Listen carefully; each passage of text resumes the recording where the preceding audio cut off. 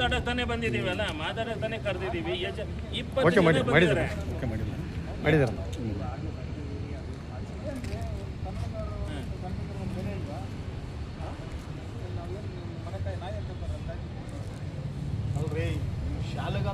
ಈಗ ನೋಡಿ, ನಾವು ಹೇಳ್ತಾ ಇರೋದು ಅವರು ಬಂದಿದ್ದಾರೆ.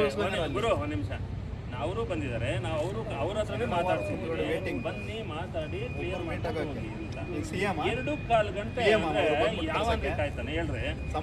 ಕನ್ನಡ ಪರ ಸಂಘಟನೆ ಒಂದು ಯಾವುದೇ BBMP ಕಮಿಷನರ್ ಆಗಲಿ ಪೊಲೀಸ್ ಕಮಿಷನರ್ ಹತ್ರ ಹೋದ್ರೆ ಅವರ ಕರೆದು ಗೌರವ ಕೊಟ್ಟು ಮಾತಾಡ್ತಾರೆ.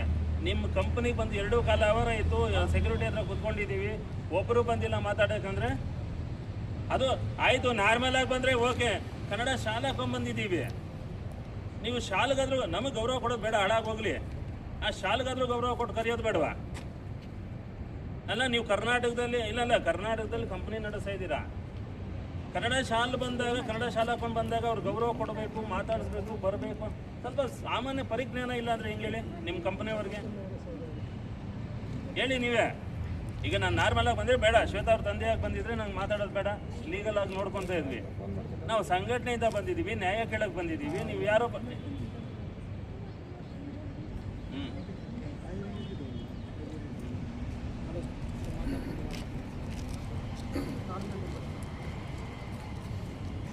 ಅವರು ಈಗ ಹಾಂ ಹೇಳಿ ಹಾಂ.